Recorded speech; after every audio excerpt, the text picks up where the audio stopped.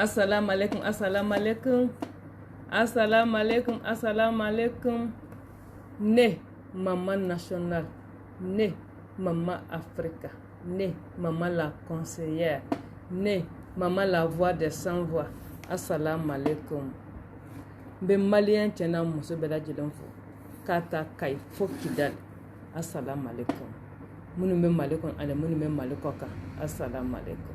Ka africain dem bela jilenfo. Kata Afrique pour Afrique koka. Assalamu alaikum. Ha. Amani fanaye. Aïe, Mamoudou Kassongue. Ça c'est le ministre de la justice. Oui, le ministre de la justice. Amara déclaration mais Mamoudou Kassongue l'a déclaré hier au pôle économique et financier. Il faut engager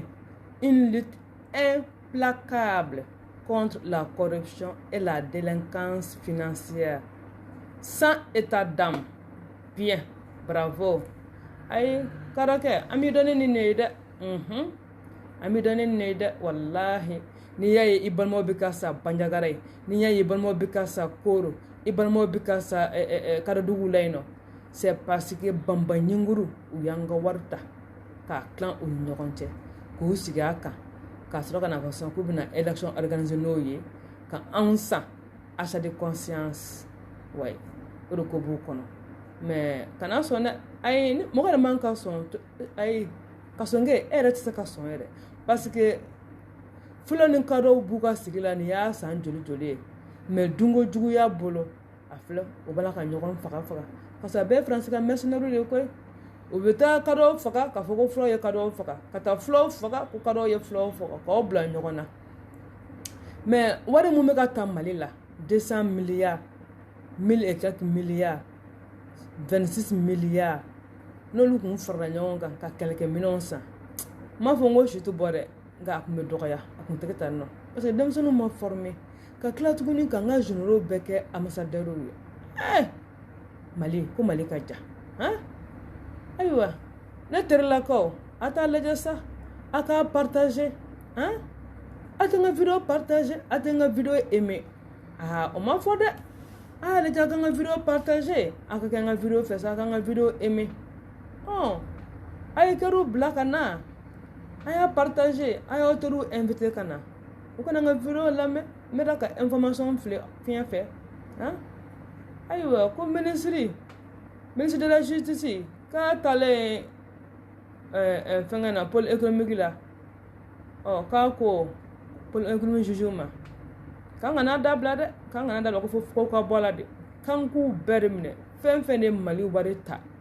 qu'on bête, qu'on gonne bichi, quand on a voir minula. On connaît, monsieur le ministre, en Malion, on te couvre le tout blanc ou qu'on a pour garder nos pendant quelques mois, quelques années, que ce qu'on libère aïe,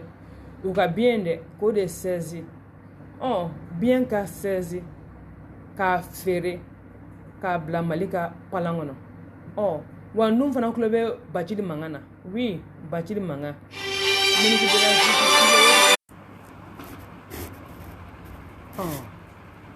Aya nga vidéo partager ça. Aya partager. Aka aimer.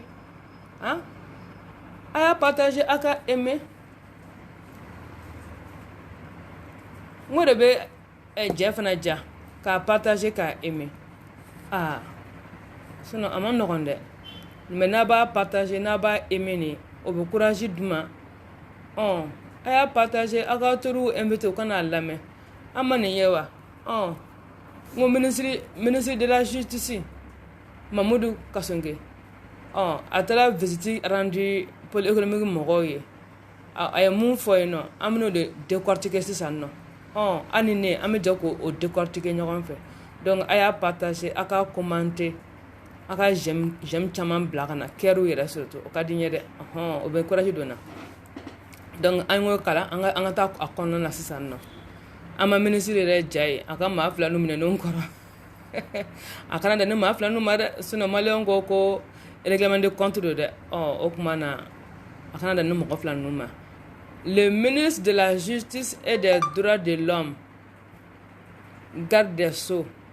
Mamoudou Kassongue accompagné d'une forte délégation, a effectué une visite de courtoisie au pôle économique et financier de Bamako hier jeudi 2 septembre pour s'imprégner des dossiers en cours de traitement. Monsieur le ministre, bravo, bravo, bravo. Ah, ami donné nini de okumana abla dana. Carte blanche bibolo. Awo, anya kamalio ya carte blanche dima. Par la voix des sans voix. Malion koko café ko carte blanche. Kuyo dima kika abla dana. Ko mama de mali warinta. Awo. Cɛ kana bɔ la muso kana an tɛ cɛ dɔn an tɛ muso dɔn an ko an ka wari dɔrɔn de k'u minɛ dɔrɔn k'an ka wari de minɛ u la an b'o dɔrɔn nɔfɛ an ka wari de ka minɛ donc sisan mais aussi pour s'acquérir des difficultés du personnel a difficulté a ta bala dɛ rapidement a ta bala parce que olu jɔyɔrɔ ka bon bi mali ko in na dɛ parce que an mago b'an ka nafolo sonyɛnni de la awɔ donc olu ka difficulté o ta bala rapidement parce que an mago b'an ka fɛngɛ na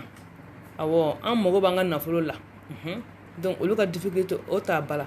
au cours des échanges il a invité ses interlocuteurs à engager une lutte implacable contre la corruption et la délinquance financière sous toutes leurs formes et à tous les niveaux sans état d'âme. Non, Mamadou Kassunge ala nakira ngibe mama la conseiller ibe ndon ko tuku ay kan phrase in kadisa ni phrase in kadi anti sige phrase in antukuni anga kala antukuni ako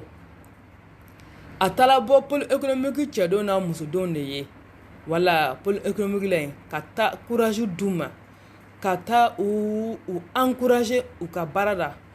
akumare ko o che totoy o muso totoy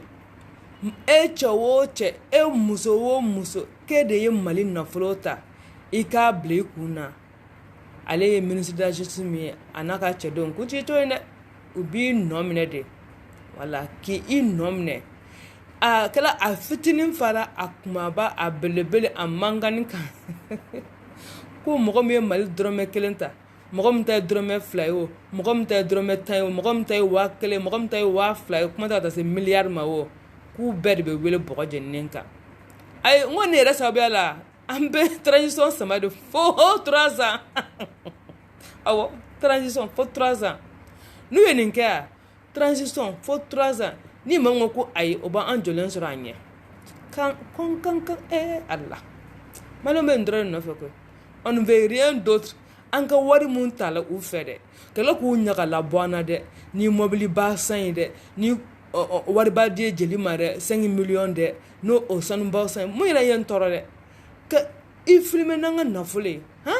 ni ne oui afla ne de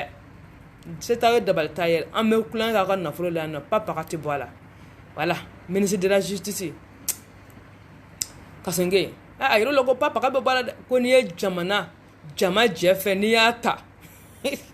anti bi ko de amega dide ni la dide anti bi no fe kanga warta ki ebesnogo obsaga ka maufa kabesnogo la classe politique obsaga mafa to kabesnogo ayo otesaka myesoro otinyasoro otike na yanga na flota aba fono de voilà c'est tout ce qu'on veut ko minene ku bla wo kono ni anga warde ka mino uye wari ndo fenfene la ka besezi ka fere kanga wari bla nona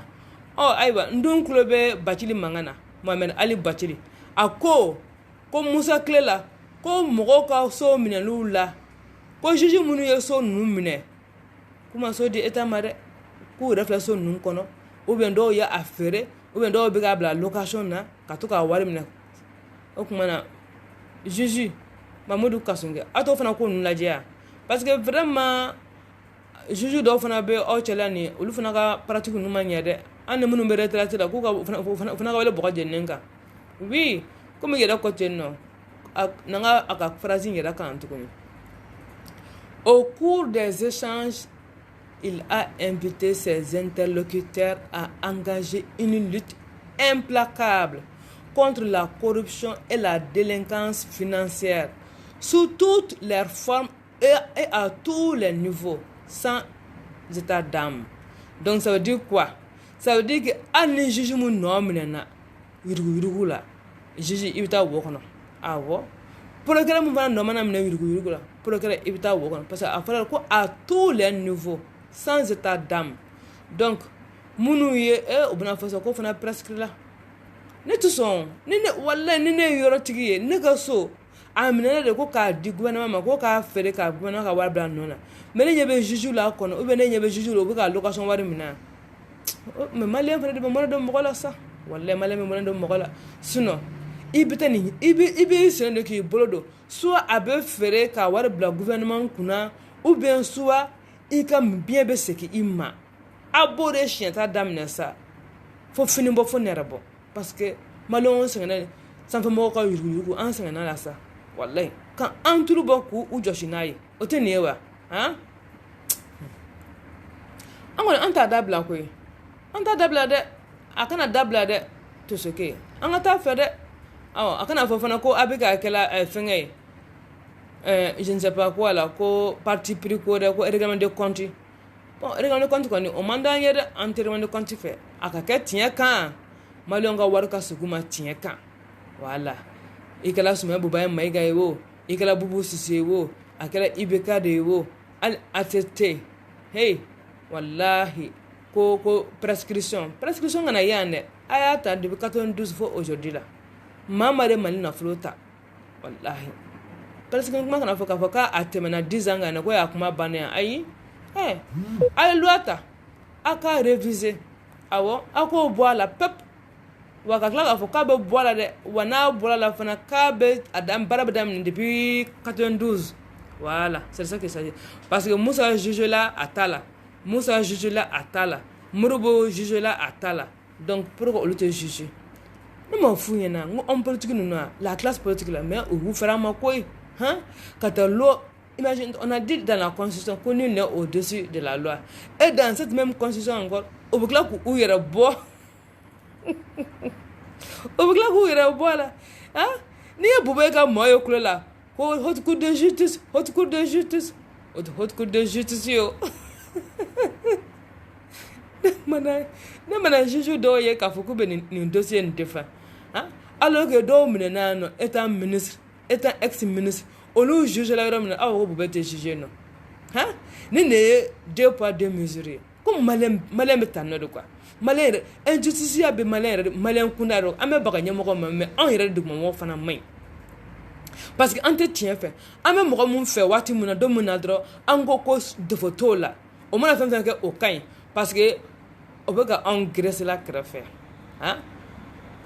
obeka engraisser la crève ala ayenga vidéo partager ça ayenga vidéo partager aka courage dona ayenga vidéo partager hein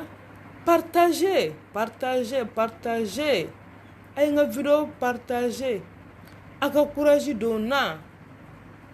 hein aka nga vidéo aimer hein aka a commenter atika kero bla hein na makero bla de ko fra de bene fana nisonja de hein kala ka ko ni willa adelu ko lawo ba dongon utna na alajo ha wa uka aeroparu datugu uka frontière fana datugu de uka na boli uka na boli de frontière uka datugu c'est ça qu'il s'agit pour que uka na boli yoro soro parce que nous ma frontière datugu de busunga karaw kala parce que ha jamana biso to jume ka dana taka do auka dana bi to do auka ka jamana bara obito warta ko warta anu nyokonche ko foito bola ko minanto ko foito lo ko haute cour de justice haute cour de justice jume mon noy way atete meninga haute cour de justice wa flatigi be jugeram nanede a milliard tiku bita juger nore wa flatigi be blarom nanede a milliard tiku bita blanere parce que un voleur égale à un voleur zone zoma bo zona mami wa mugan chio o ye zone yoram na mam fa milliard chio o ye zonte ani ye président coré ni ye milliard chien ibe juger comme to be juger to gomina ani ye ministre coré ni ye milliard détourné iga jamana kono ibe juger comme to be juger to gomina c'est ça la vérité pour que na parti pris quoi là et man ne famille quoi hein malais kon deux poids deux mesures abe fe fanga ka sala ka bolidoka akana bolidoka e mungelen koso o kuma ale jamana den ka tɛmɛ tɔ kan ale jamana den ka tɛmɛ tɔ kan ne ka image bɛ ka mun de kɛnɛ ta ne tɛ fosi la bilen ça c'est pas bon signe ça o kuma olu ye jamana den ka tɛmɛ anw tɔ kan wa a ye n ka video partager ça video tɛ ka partager dɛ n ko bɛ ne décourager de n'a y'a partager sisan n bɛ courage ta a y'a partager pour que n ka se ka courage ta an ka a wala kosɛbɛ Tosege kɔni y'a kan bɔ ni kanbɔli tɛ fila kɔni a y'a kan bɔ dɛ a ko pôle économique mɔgɔw u ka dossier ta bila ka sumaya tere ma ye awɔ ka sɔrɔ y'a fɔ dɛ u ka dossier ta bila ka sumaya tere ma ye u k'a bila dan na awɔ k'u k'a bila dan na ko pôle économique mɔgɔw u ka dossier ta bila ka sumaya tere ma ye u k'a bila dan na awɔ k'u k'a bila dan na ko pôle économique mɔgɔw u ka dossier ta bila ka sumaya tere ma ye u k'a bila dan na.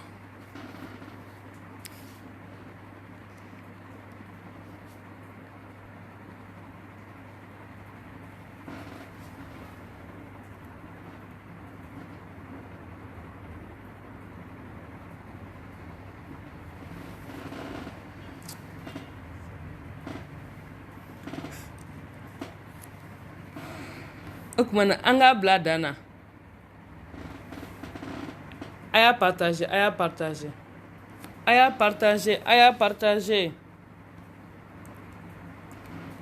o de bɛ courage don an na sa a y'a partager a y'a partager o de bɛ courage don na bɛɛ k'a ta partager a y'a partager parce que nin ye information min ye nin ka d'an tulo la dɛ ministre ka bɔ ka nin fɔ tan nɔ le ministre de la justice et des droits de l'homme garde des sceaux accompagné d'une forte délégation a effectué une visite d'écoutage au pôle économique o ka di dɛ o kuma na a y'a bila dan na bɛɛ k'a partager voilà a y'a bila dan na dɛ partage au maximum o de bɛ courage don na donc an ka nafolo suɲɛnenw maliyɛnw k'a k'aw daga sunɔgɔ ministre ko ten k'a tɛ maa si to yen ko il ne laissera nulle personne tout le monde serait interpellé fo n'i tɔgɔ ma ye dossier la dɛ n'i tɔgɔ yera dossier la dɔ tu seras interpellé voilà ko sans état d'âme o fɔra yɔrɔ min na kɔni yɔrɔ kɔni kuma banna o ye o kuma t'o kɔ bilen sans état d'âme o fɔra yɔrɔ kɔni kuma t'o kɔ bilen donc ko an k'a bila dan na dɔrɔn ale kɔni ale b'a ka baara kɛ transition an n'u y'a bila ka taa fo 3 ans na an b'u kɔ n'u bɛ nin kɛ kɔni a kana dan bubɛ tama dɔn wa a ɲɛ kana mɛ sira dɔn u k'u bɛɛ de minɛ comme ça n'u y'u bɛɛ minɛ ten dɛ ala n ko o de b'a to n b'a f'i ye élection bɛna diya nin kɔfɛ dɛ élection bɛna diya nin kɔfɛ parce que nin kɔfɛ élection bɛ diya de tɛmɛ parce que nin kɔfɛ a non, on va voter pour des gens qui sont sérieux, pour des gens qui sont honnêtes, pour des gens qui ont vraiment la main propre, les 2 mains propres. Voilà. Parce que ubina zomisenu bɛɛ sama ka bɔ an senkɔrɔ a zon kumaba fara zomisɛnnin kan u bɛna u bɛɛ sama ka bɔ an senkɔrɔ nin ko in da fɛ i ma ye une lutte implacable contre la corruption et la délinquance financière sous toutes leurs formes et à tous les niveaux sans état d'âme, gage de réussite de la transition en cours. Ah oui, parce que malheureusement, on ne fait bien. On ne bien, on ne fait. On a warka dama, on a baraka naye, ka demisonun ta surasiya la, demisonun ka ta kalanke, ka formation ke, on a non libéré, on a un jigibo francica. An k'an jigi bɔ faransi kan an k'an jigi bɔ irisi kan an yɛrɛ k'an ka denmisɛnninw former généraux ka wele ka na k'u bila ka taa nord la commandement voilà dɔ kɛra wari dun na sa bon ministre Tosege komi i ko ten ko mɔgɔ si tɛ bɔ a la donc juges b'a la sɔrɔsiw yɛrɛ fana b'a la hali ni Asimi Goita yɛrɛ yɛlɛ la ministre Tosege awɔ président colonel Asimi Goita hali n'a yɛrɛ yɛlɛ wari dun na enfin a nommé mine. Voilà, c'est de ça qu'il s'agit. Parce que de parti politique en est face au code do. Ni y'a me ko face au code dro moko côté blé. Abola moko kola. Donc face au code do. Face au code mana fo yoro la. Ha. Oye moko côté blé tukunde. Oh face d'une saka jani warte. Oui, face saka jani warte war de be jamana jo. Donc pour que war ka jamana jo. Oh fait que war munu shena. Oluka ye. Oluka bo anga barake noye c'est tout amogo bo drôle là voilà fo wari ne ka bo o poche kono mene sinon ku wera mina ka tu don wo kona ayi o tanga la ine de ayi anga la ine dro o sega la a jolula anga wari fle anga barake nay point final bana dro amo dro no fa sisa ante cheko ante musuko amanga na fulu do ko voilà ante cheko ante musuko amanga nafulo de ko wa anga nafulo on kalima ka don wo kono ambe du no fe ka asma ka bubulo awo mashiti mali nafulo ta tuni kibina campaign kenai ka na wari ta ka dama acha de conscience hein non obana pep ou ben trafic d'influence ay automatique blé obana de pep c'est ça koni ministre ay tiens là maliki kulubali ka de kalande maliki de ale kalaw maliki ka kalante donc maliki ya senda hiram na fana be ka senda no c'est ça odo de non il faut que mali on kono quoi faut de ka wuli quoi ka fakara yira la quoi ka bemine ka bedon wo kono wala kuma kono o be ko fo bane voilà bon ni film no ndam na tan no ni parce que ni film na dam na ni film ndam na tangi ni bane chafu ma faka acteur ti sagal tafia oh donc film ndam ne non flane ane ni mianga balani show donc angata dro namta do amisi c'est tout olodo de amtade direct at dabla mo yero ko fo angan so go do soro ko voilà c'est ça qu'il s'agit okmana Mamadou Kasonge iniga délégation inika baraga nyogon malion ko ka fawnyana Kambao fo dante folimina procureur de la Cour suprême qui faut dante folimina procureur de la commune Katinoye Touré ka au fo dante folimina juge procureur avocat no de ko kaba on nyogoroma tike ayan wele obina amalion jelon surunya ay donc là ça jajiri fasala ça ko me propre ka be me propre fait na be me propre fait pourquoi atwili ka barake hein pourquoi atwili ka barake abso muna dro e ka dun dro de ka dun adun me munye mo koy dun me munye hein e ka jamana dana ta ka deka ka ibla posula posu e ka jamana nafa e ala mine ko o posi ke ki yera jo ka jamana nafolo shue fanton ka wari fara ne nyogon ka ebo ke ka jamana kan fanton ka wari fara nyogon ka ke e ka jamana jono ye ke ka ta keleke mina sanga danga sura suma ke ka ta fenge ke non mais ay sabali ça ay sabali hein nyemo la classe politique là vraiment ay sabali donc la jajiri fasala ça donc la jajiri fasala vraiment monsieur le ministre inika fenge inika safu be mali juju be mali procureur be abe folime ni yoro ne anko abe folime ni yoro ne ano mama mala vraiment alisa aya bla dana akala al mo nyira laje parce qu'on a dit que la justice est indépendante donc si la justice est indépendante akala al mo laje procureur be sako autosaisir ke ni fe mo bulentan procureur abusaka al autosaisir ke donc procureur ay wuli akan dossier no autosaisir ça aka malon sako ke ala mali me jassa nin ko fe mali be jaw ne nunu be ramasser la ka boyno mali be ja ne nunu be ramasser la ka boyno mali be ja voilà vraiment donc là ça hein et puis fana kuma nugule ni be fo anyana ni mumina ka be fa ka fanga nyini o ba do mun ka di malion ye kuma mun ka di malion ye o ba fo me corruption kele Mbe corruption kɛlɛ jusqu'au dernier degré. Bakata mali nafolo ni cɛwoce ni muso ni y'a dun i bɛna jɔlen so di ɲɛ i b'a fɔnɔ a dɔrɔmɛ kelen a tɛ dun mɔgɔ fɛ bilen mali nafolo a dɔrɔmɛ kelen o mana sigi fanga na ale a kɛrɛfɛmɔgɔ a ka denbaya a ka clan a balimaw a sinju olu de bɛ mali wari tilan u ni ɲɔgɔn cɛ kɛnɛ kan koyi ala tɛ kɛ dogo la parce que ko se tɛ anw ye ko dabali tɛ anw ye ko ni mun ma content dɔ ko ka taa panpanaki min masa non vraiment ni o bɛ se ka loi dɔ ta sisan awɔ n'u bɛ se ka loi dɔ ta sisan loi mun vraiment u kɛlen don ka loi mun dilan de ko la haute cour de justice ni a ye loi dɔ ta sisan nɔ a ko o haute cour de justice a ka effacer ka bɔ an ka constitution kɔnɔ a y'a comme an ma charte ta charte de la transition ta comme an charte de transition ta cogo min na sisan ministre Kasonge k'a ɲini ministre Kasonge fɛ a ka loi dɔ ta sisan nɔ loi mun bɛ haute cour de la justice ka a jɔsi ka bɔ an ka constitution kɔnɔ ka annuler nul et sans effet la haute cour de justice là et puis 1 2 ka taa 92 la ka na bila sisan na maa mun y'an ka mali nafolo suɲɛ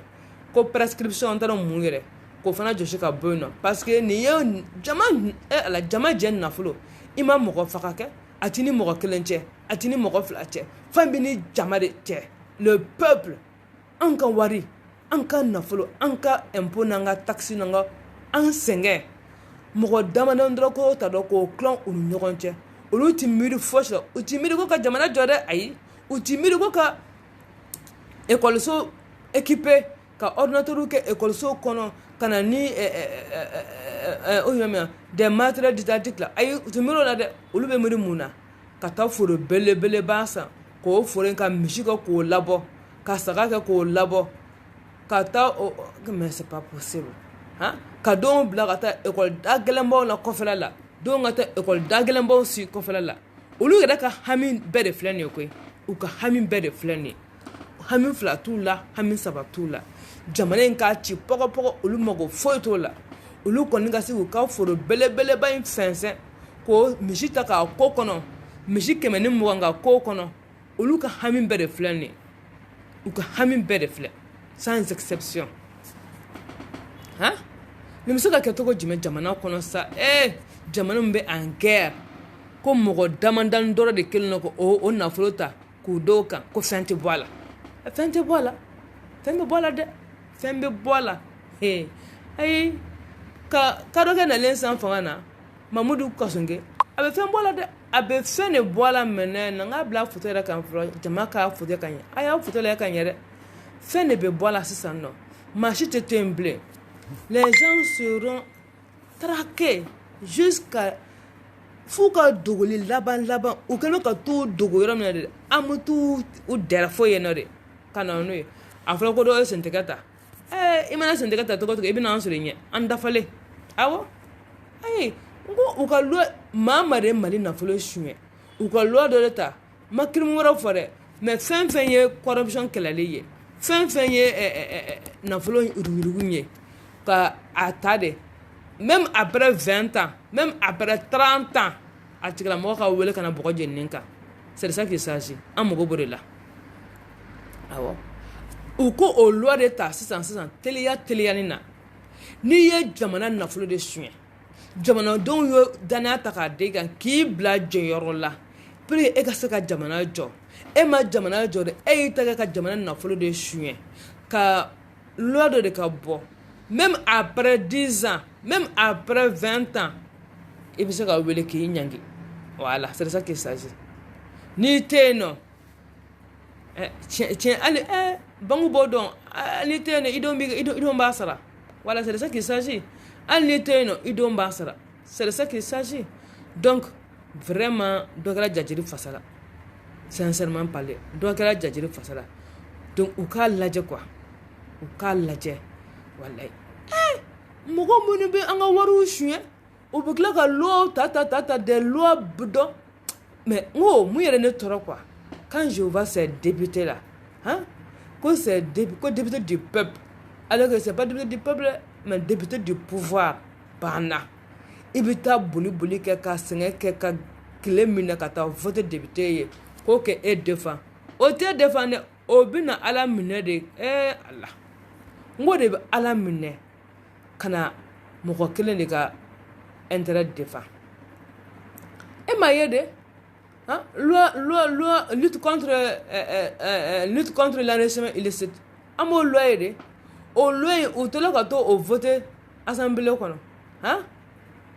que président tɛ se ka wele ministre tɛ se ka wele député tɛ se ka wele sɔrɔsi tɛ se ka wele polisi ɲɛmɔgɔ tɛ se ka wele juge tɛ se ka wele jɔn bɛna wele o kuma jɔn wele o kuma doyen ye wa polisi dugumamɔgɔw wa bon regardez-moi ça là des gens qui ne peuvent même pas voler des milliards olu de bɛ wele bɔgɔ jɛninen kan pendant ce temps u bɛ ka kulonkɛ kɛ an ka nafolo la k'an ka nafolo kɛ marasi ye u ni ɲɔgɔn cɛ k'u tɛ se ka wele non ministre Mamudu Kasonge ala k'i dɛmɛ nin na koyi i ni ka maaw ala ka aw dɛmɛ nin na ala ka aw dɛmɛ nin na ala kana jugu s'aw la ala kana aw labila aw jugu ye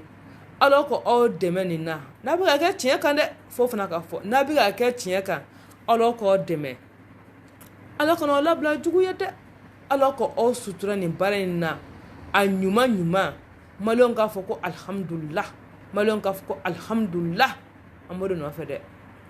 k'u bɛɛ de wele ko sans exception comme i yɛrɛ y'a fɔ cogo min na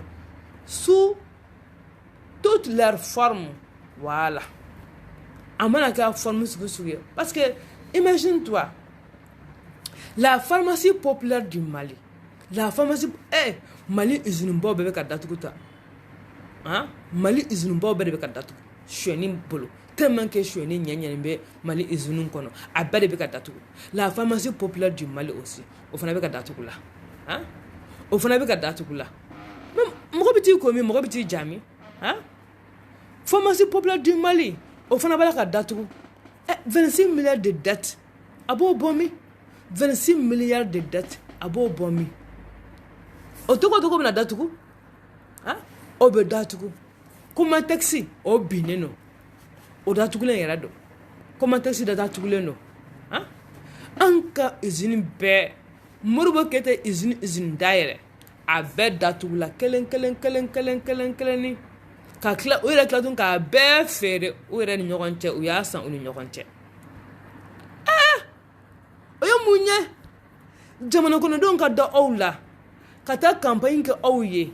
ka taa tile minɛ aw ye ka vote aw ye aw ka kɛ présidentw ye aw ka kɛ ministrew ye aw ka kɛ députéw ye aw ka kɛ maires ye k'aw kɛ dafu ni directeur ye je ne sais pas quoi la aw ma sɔn ka jamana jɔ dɛ aw nana jamana nafolo tila an ni ɲɔgɔn cɛ aw ma sɔn ka jamana jɔ dɛ aw nana jamana nafolo kɛ marasi de aw ni ɲɔgɔn cɛ k'aw ban ka jamana jɔ ka jamana in dafirita nɔri minɛna ka na santiri minɛ Mali yɛrɛ tɔ kɛra Bamakɔ dɔrɔn de b'an bolo sinon Sikaso i tɛ se ka taa Sikaso fan bɛɛ fɛ bi Segu i tɛ se ka taa fan bɛɛ fɛ bi Kayi fana bɛ ka minɛ dɔɔni u bɛ hali Kulukɔrɔ yɛrɛ mara la ne ko an bɛ taa an ko min an bɛ taa an ja min nin bɛɛ de ye dunkojuguya kɔlɔlɔ ye nin bɛɛ de ye dunkojuguya kɔlɔlɔ de filɛ nin ye ta maliyɛnw kan milliard a bɛ bɔ dɛ milliard 1200 et quelques milliards volatilisés comme ça dans la nature maa si t'a taa yɔrɔ dɔn ko avion san des avions cloués au sol o bɛ se ka lakale cogo di o bɛ se ka lakale cogo di des avions cloués au sol non a ye sabali sa Mali ɲɛmɔgɔ a ye sabali aw ka hinɛ maliyɛnw la n'a tɛ hinɛ maliyɛnw na yɛrɛ fana a ye siran Ala ɲɛ sa aw ko k'aw de ye silamɛ ye ko aw taara Maka mais silamɛ jogo tɛ nin ye dɛ n tɛ silamɛ jogo ye dɛ togo si de la n tɛ silamɛ jogo ye silamɛ tɛ sɔn nin ma yuruguyurugu t'an cogoya la ayi silamɛ tɛ sɔn nin ma dɛ mais an bɛ seli mais an ni Ala man di an bɛ jaga bɔ mais an ni Ala man di an bɛ taa Maka mais an ni Ala man di an bɛ taga fɛnkɛ je ne sais pas quoi an bɛ silamɛya walew kɛ quoi mais an ni Ala man di parce que mun na parce que an bɛ ka seli an bɛ ka sun an bɛ ka jaga bɔ an bɛ ka taa maka mais an dusukun tɛ ko jɛlen kɛ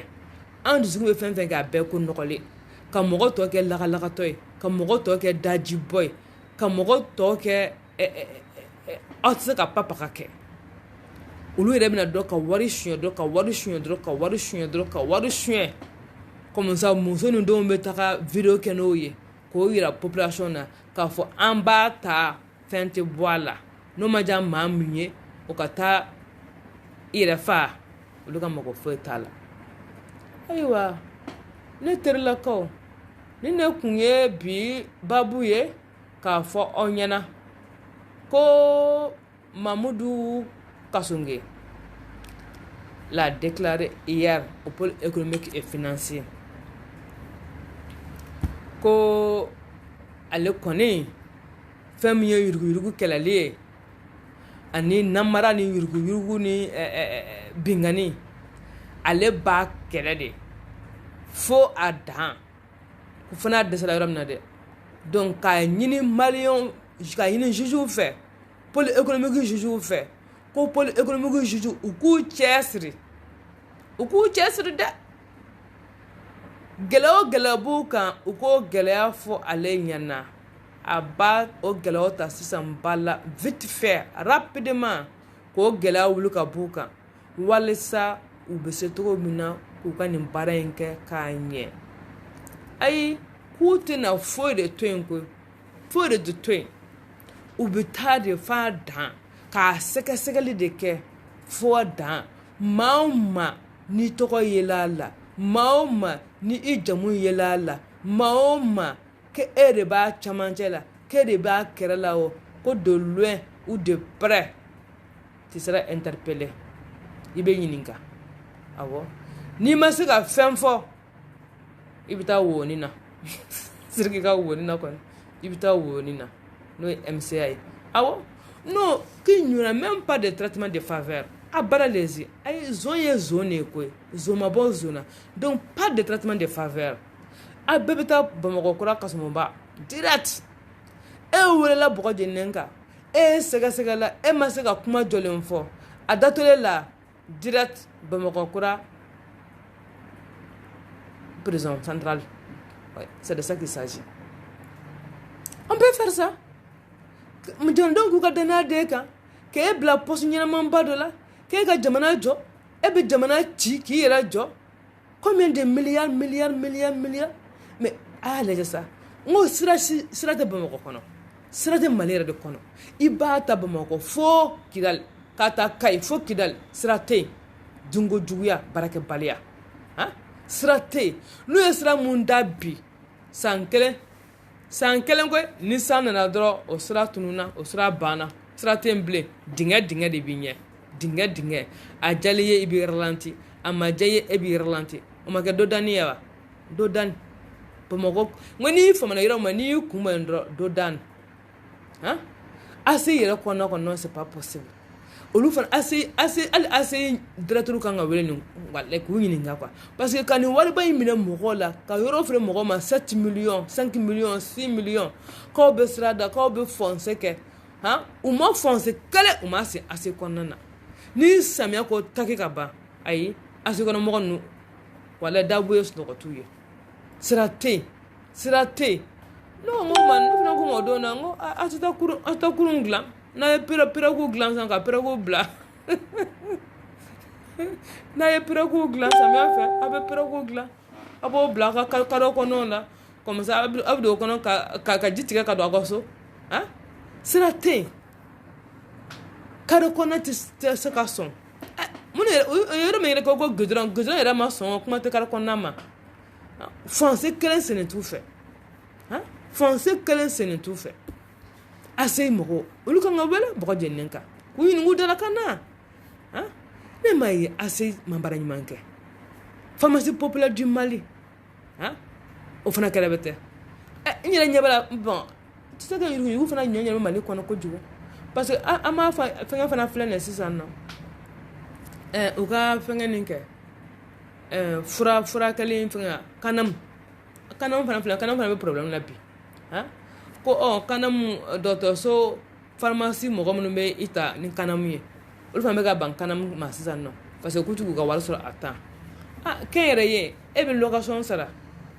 i bɛ location sara i bɛ ka personnel sara i bɛ impôt sara i bɛ courant sara i bɛ ji sara n'a fɔra k'e ni gouvernement ka baara kɛ i b'a fɔ ko tare maaw bɛ na e ka fura ta pour que e bolo ka don o wari kan c'est un problème e dun bɛ taa waa ta yɔrɔ min na olu t'a di ma fu la i b'a san de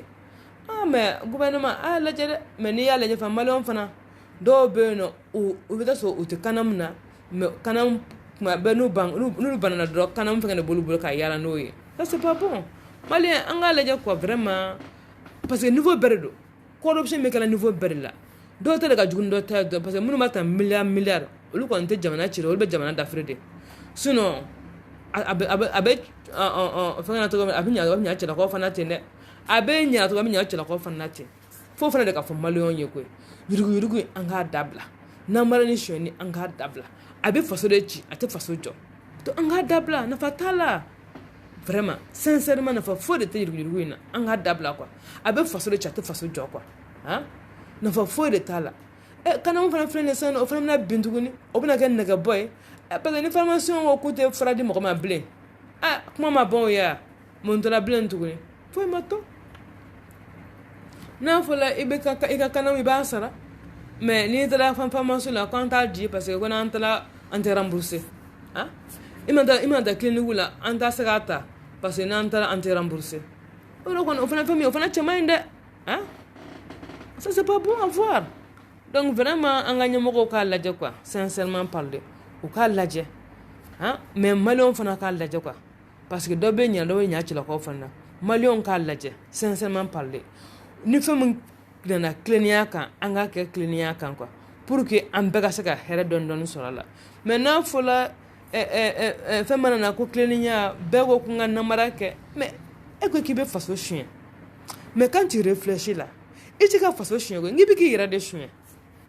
parce que faso ye jɔn ye est ce que aw y'o question poser aw yɛrɛ kunna faso ye jɔn ye n ko faso ye anw de ye ne ale n ko faso ye anw de ye anw de ka impôt o de bɛ ta ka faso baara n'a ye faso ye anw de ye mais n'a fɔra ko nin bɛ yen dɔrɔn on ne pense qu'à voler l'état alors que l'état là c'est qui? C'est toi, c'est moi. Mais pourquoi penser à voler l'état? Pourquoi penser à voler l'état? L'état c'est nous. L'état là c'est nous, c'est le peuple. On ne ka impôt bɛ don a da fɛ an ne ka taxe dɔnɲɔ bɛ don a da fɛ an ne bɛ wari bɔ o de bɛ kɛ ka administration courant sara administration e bɛ di mun tiɲɛ dɛ i ka impôt de bɛ kɛ k'o ji san pourquoi voler an ka voler ni dabila sa an ka voler ni dabila minɛ voler nafa tɛ voler ni laminɛ vraiment nafa foyi de tɛ voler na sonyɛni k'i ka jamana sonyɛ nafa foyi de t'a la parce que i bɛ k'i yɛrɛ de sonyɛ tan i tɛ k'i ka jamana sonyɛ dɛ i bɛ k'i yɛrɛ de sonyɛ donc an ka sonyɛniba in de dabila minɛ bɛɛ ka baara kɛ ni hakili ye walayi bɛɛ de ka baara kɛ ni sɛbɛ ye jamana jɔlen a dusukun ka don bɛɛ dusukun a ka don bɛɛ dusukun na quoi parce que mɔgɔ kelen tɛ se ka jamana jɔ mɔgɔ fila tɛ se ka jamana jɔ bɛɛ de bɛ jɛ ka jamana in jɔ ɲɔgɔn fɛ donc e dun tɛ se ka jamana in jɔ abara lezi tant que n'i ma fɛngɛ kɛ i tɛ se ka jamana jɔ cogo si la k'i to sonyɛni na i tɛ se ka jamana jɔ cogo si la k'i to namara kan e tɛ se ka jamana jɔ cogo si la k'e to fɛngɛ na donc forcément pour que e ka se ka jamana in jɔ i bɛ sonyɛni de dabila ka yuruguyurugu de dabila ka nkalontigɛ ni namara de dabila comme ça dɔrɔn fɛngɛ bɛ kɛ jamana bɛ ja mais bɛɛ de bɛ namara kɛ bɛɛ de bɛ yuruguyurugu in kɛ bɛɛ de bɛ sonyɛni kɛ o ma ɲi non c'est pas bon pas du tout donc o de kun bɛ k'a fɔ maliyɛnw ɲɛna k'a fɔ ministre taara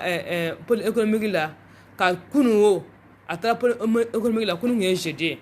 donc a taara pôle économique la ka taa f'u ɲɛna ko tiɲɛ yɛrɛ yɛrɛ la ale b'u kɔ a b'u dɛmɛ bi a b'u dɛmɛ sini u ka wuli u ka baara kɛ maa maa ye jamana nafolo in ta u ka karaw kala u kɔni si to yen nɔ wala a y'o de fɔ ka karaw k'u la koyi u si de kana to yen nɔ u fɛn jamana nafolo in ta u bɛɛ de ka minɛ k'u bɛɛ wele bɔgɔ jeninen kan voilà o de fɔla donc o de kunu bi k'o fɔ n terilakaw ye k'o fɔ n kanubagaw ye k'o fɔ n filɛlikɛbagaw ye k'o fɔ minnu bɛ n lamɛn parce que ni lamɛnbaga t'i la k'i sigi ten nɔ mankankolonci la ni lamɛnbaga t'i la a man nɔgɔ k'i sigi ten mankankolonci la ni maa tɛ yen mun b'i lamɛn a man nɔgɔ donc ne bɛ n kanubagaw bɛɛ fo k'an lamɛnbaga bɛɛ fo minnu bɛna k'a partager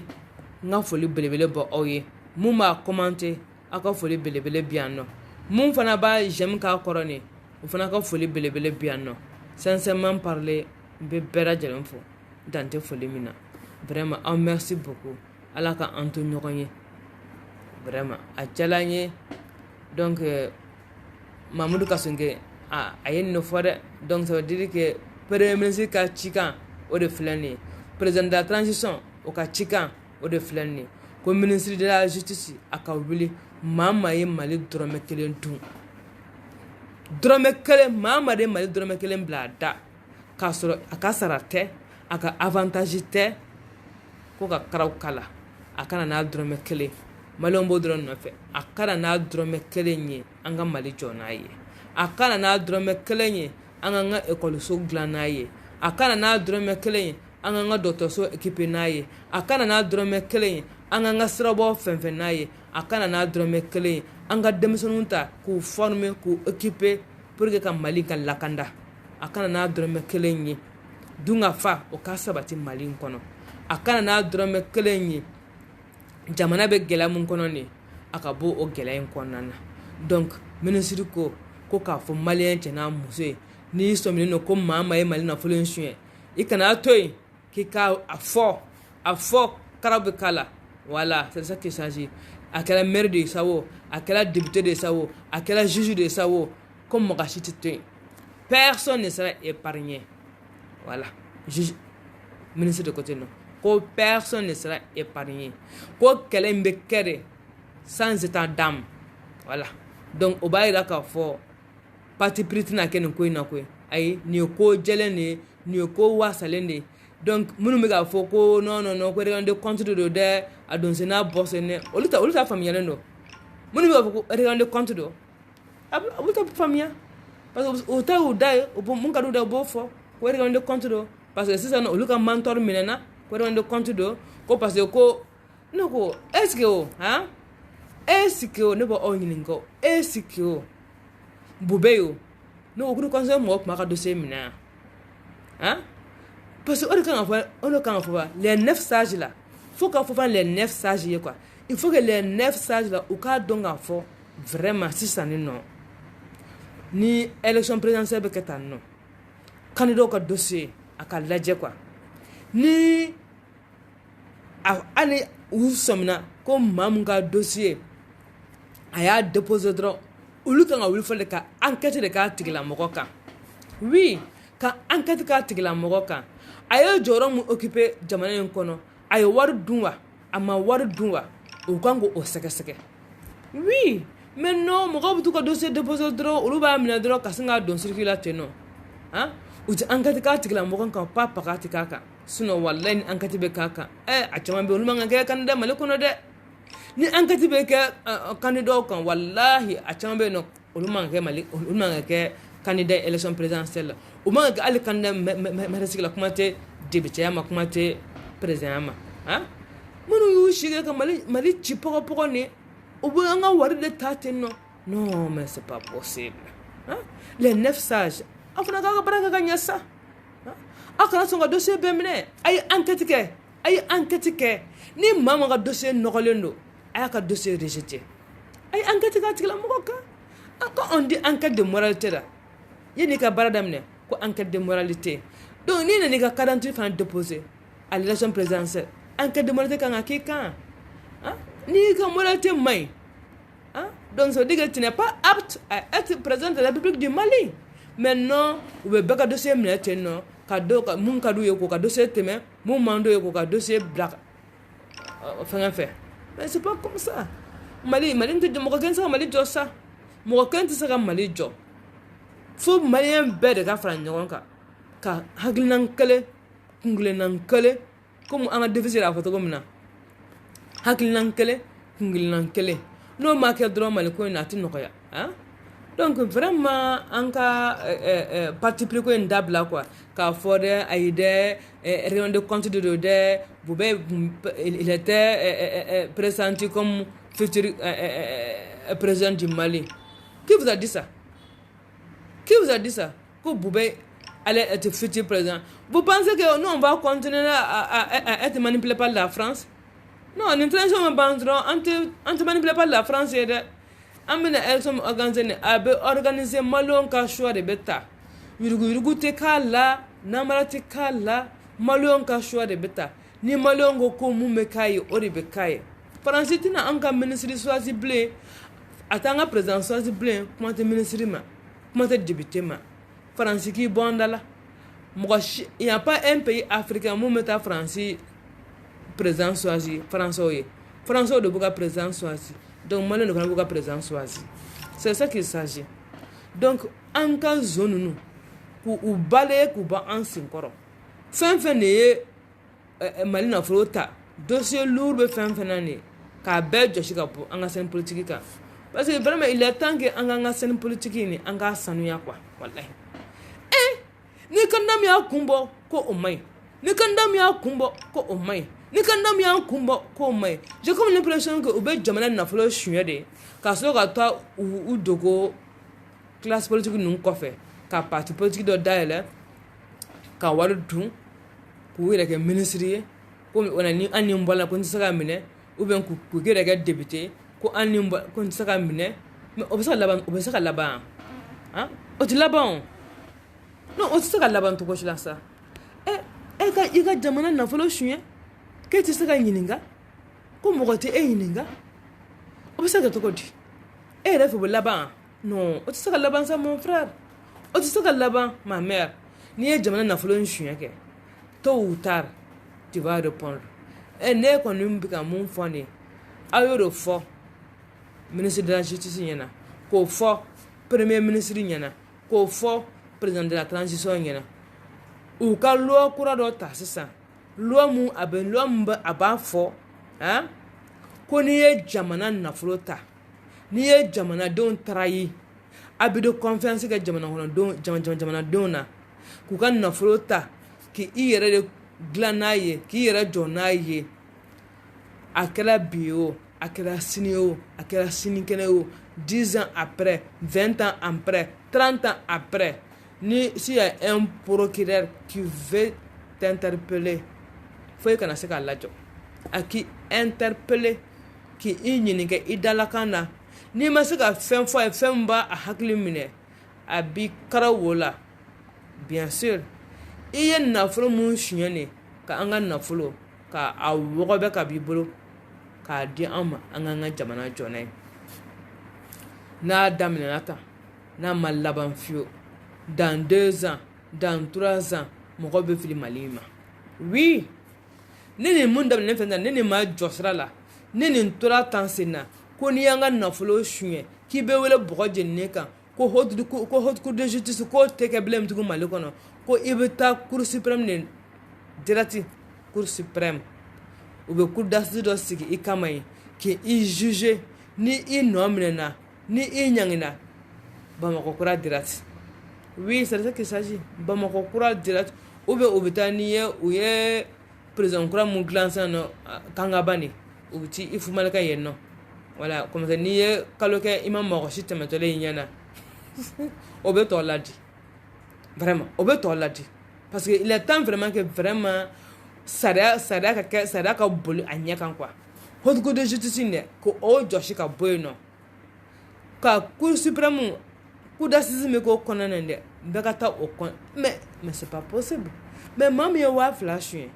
ani maa min ye miliyari suɲɛ mais nin bɛɛ tɛ zone ye wa zone ye égal à zone de donc olu b'a fɔ cogo bɛ taa juger yɔrɔ min na ne pour que miliyari tɛ taa juger ko faama kɔrɔ o ma kɛ faama kɔrɔ ye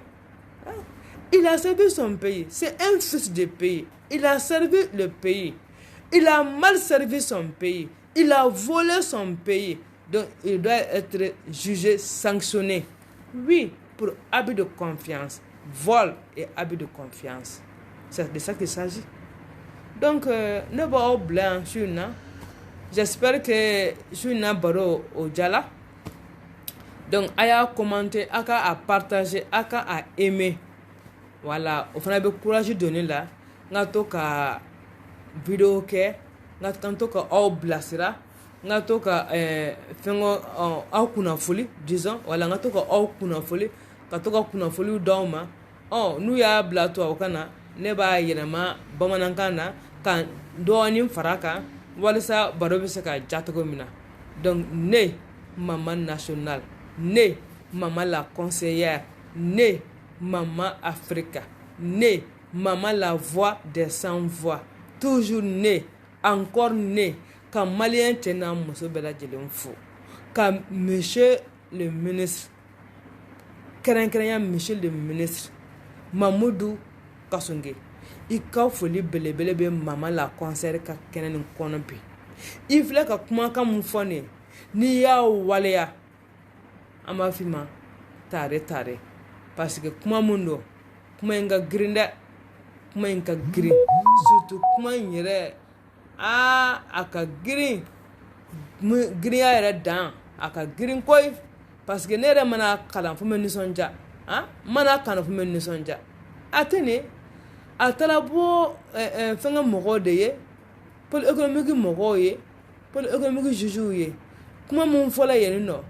ako ye no ko abu wele uka wele uka iruku nambara shuyeni uka kele togo sugu bela ka kele yoro sugu bela ma kana bon mala mama ne de bolo yela mari nafulun talila mama ere sen yela la ko ka nyangili daika isigenteni nyangani muye ko de la transition abenye mali nkono parce que ni zon minanata kanga wari sama ka bu bolo barabi bolo da donc odokuno donc assalamu alaikum à la prochaine.